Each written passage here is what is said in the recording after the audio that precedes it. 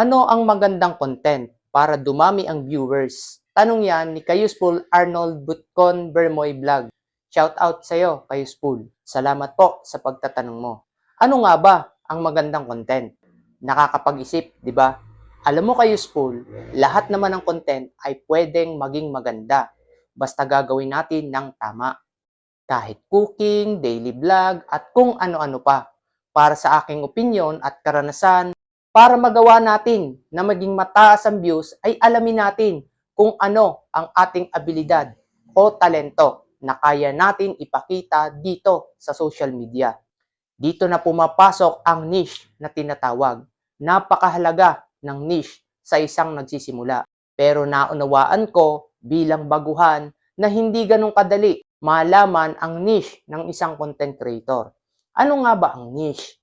Ang niche, ka-useful, ay kung sino nga ba ang target audience natin, kung para kanino ang ginagawa nating content. Kaya ina-advise ko lagi sa iba ko pang video na pwede nating gawin ang random video content. Dahil bilang baguhan sa random content, sa pamamagitan ng mga views ng mga ito, doon natin malalaman kung ano ang nagugustuhan ng mga viewers natin. Bigyan kita ng halimbawa sa ginawa ko. Nag-upload ako noon ng dancing, dub smash, singing, motivational at tutorial. Doon ko napansin sa mga na-upload kong mga video na kapag tutorial ang nai-upload ko, malimit, mas mataas ang mga views compare sa iba kong mga upload. Kaya naisip ko, mag-focus muna sa paggawa ng mga tutorial. Ibig sabihin, ang aking naging niche ay tutorial dahil doon ako malakas makakuha ng mataas na views. Isa kasi ang kailangan natin dito sa social media para manatili sa atin ang mga viewers natin. Kailangan magkaroon din tayo ng sariling brand dito sa content creation. Kailangan magkaroon ng tatatak sa isipan ng mga viewers. Kaya tayo patuloy na susubaybayan. Real talk, ka-useful.